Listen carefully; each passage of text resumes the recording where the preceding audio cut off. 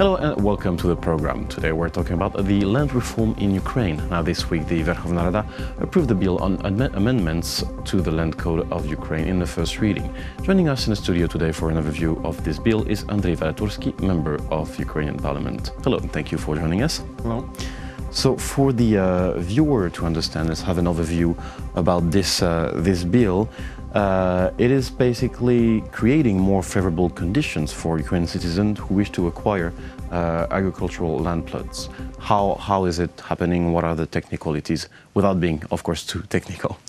Well, thank you for asking, because I would like to explain the general view what is happening today in Ukraine, because agricultural issues and the land issues are one of the most important issue in Ukraine. Why? Because it's 40% of the export share. We have agricultural products, and agricultural products consist of about 90% of GDP. So it's very important for the economy, entire economy, to look what is happening in the agricultural sector. So this week we indeed we had a very good and productive day in the parliament, and voted for a few laws, drafts of the laws that becomes the law.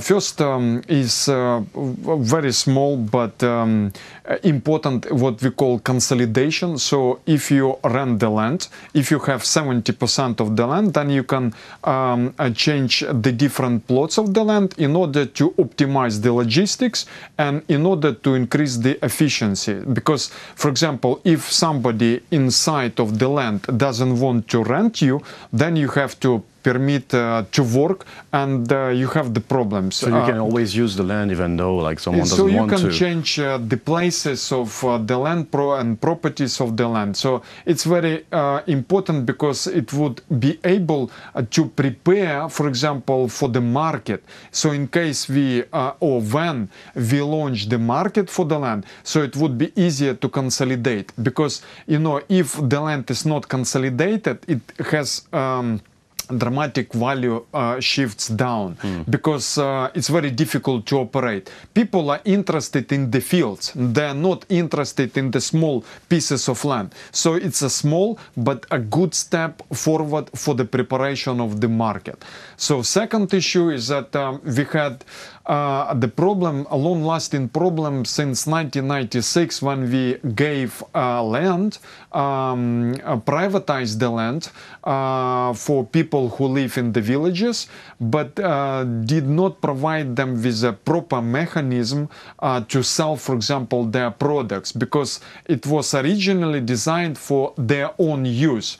And today, those people who produce something, they are not able to sell officially their production. Because it's an old system and it has to be updated? Exactly. And creating the shadow market and fighting, for example, it's very difficult to compete with them, because they do not pay any taxes. On one hand, they destroyed the legal market, because what is the point for you to be legal, to pay the taxes and all money, and if you make I'm not sure about more money or not, but maybe you know, because they don't have the chance, because easier, the thing is that they do not receive the market price, because they do not able to produce a proper legal documents, and they have to sell in a shadow market, and that is why they sell like 15–20% less for their products than in a legal way.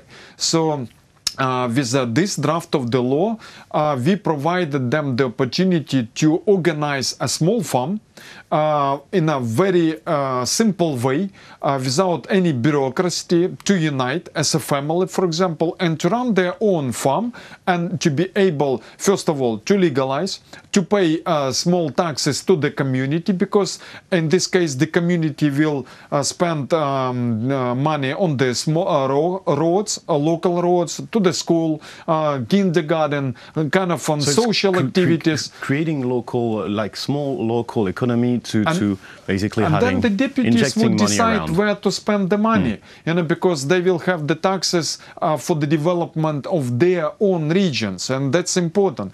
Secondly, they will stimulate, for example, the legal business and growth of this legal business, because they can go to the banks, they can take the credit, receive the credit line to buy the machines to go into the production, for example, making cheese, making wine, so the country tourism, whatever, so it's kind of a legal boost to the economy. And the numbers are shocking, because on the south we have some regions where up to 75% of people who decided to go in a shadow economy and do not pay taxes, they do not progress, they do not benefit from the market level, and there is no future. And it's the first time since 1996, 22 years, we had this problem, and I hope today that we have solved it. So my understanding is a step forward for local communities, for Ukrainian citizens.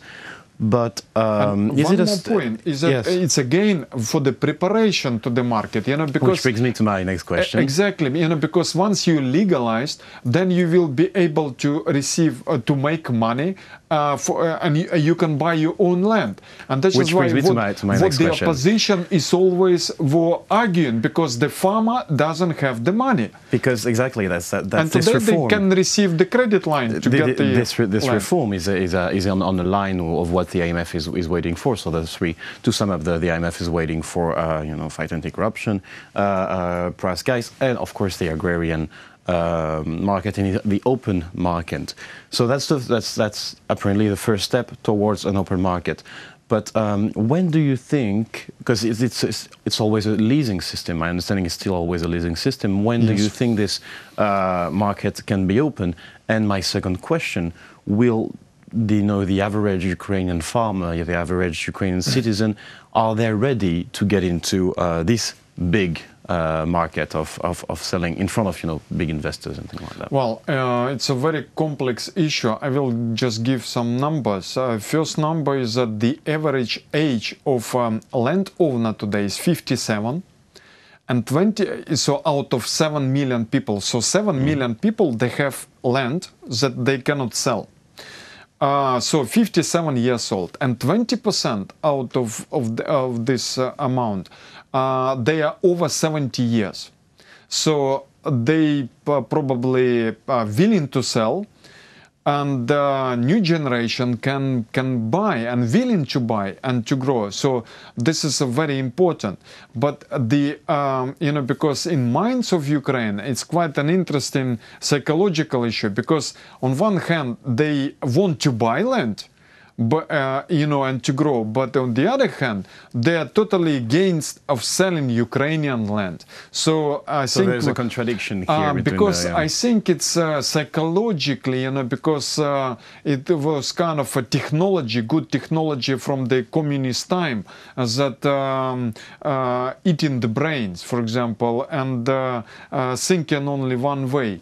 And because I have different stories when people are saying that we would like to sell, but no way we will permit selling Ukrainian land. And it's very difficult to understand, but that's the mentality that you have to change. Okay, and those drafts of the law, will prepare all the mechanism. For example, I think as with regards to the time, I think we will not be able to lift the moratorium this year, because we extended until the end of this year, because simply we have not done the proper preparation. We still need to accept two major laws or bills with regards to the what called land cadastre.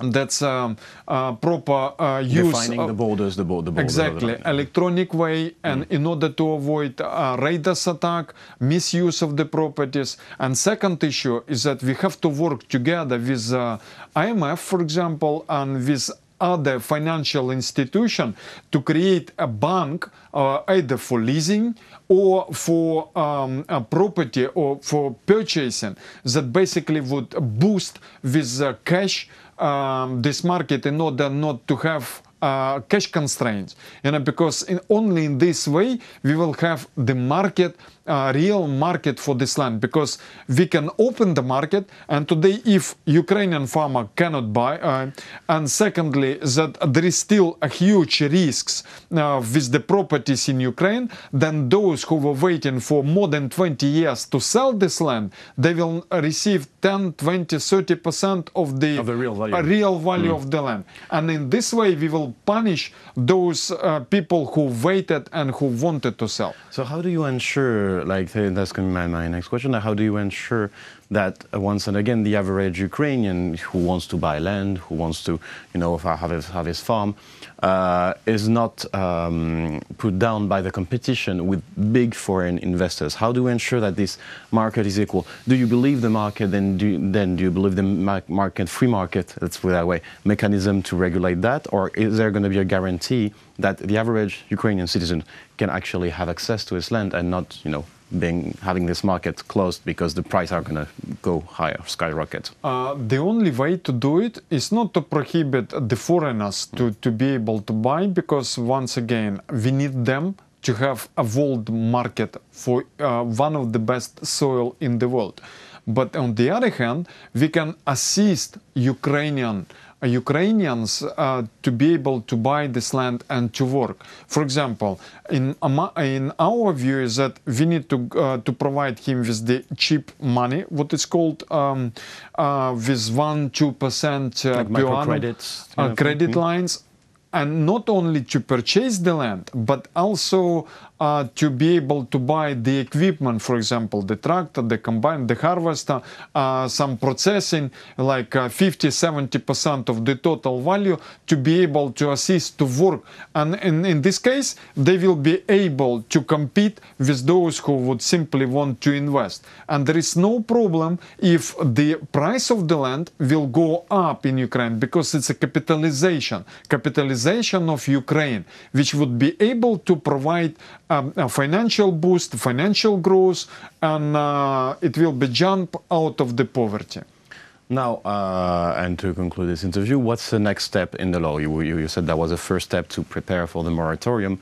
What's the next step towards the moratorium, the lift of the ban? We need to finally accept and to vote for the law which is dealing with cadastre, with the borders, and electronic borders, and we have some ideas like a stimulation, because we will provide some incentives for the local communities to supply those data, to fill in, because today there is an incentive not to show but to hide this land in order to benefit in the shadow economy. So those laws, that the bills that we were talking before, that would be able to legalize this land, and then it will be no other incentives to hide, but rather to fill in the form, to make it transparent, and it will be one of the major steps. Second step is to find the solution with financing. Once we're able to do it, we are ready to launch. Not today, unfortunately. Well, thank you for this overview. It was a pleasure to have you in the studio today. Thank you for inviting. That was Andriy Vadaturskyy, member of the Ukrainian Parliament, speaking about agricultural reforms in Ukraine. Thank you for watching the program. Stay tuned for the rest.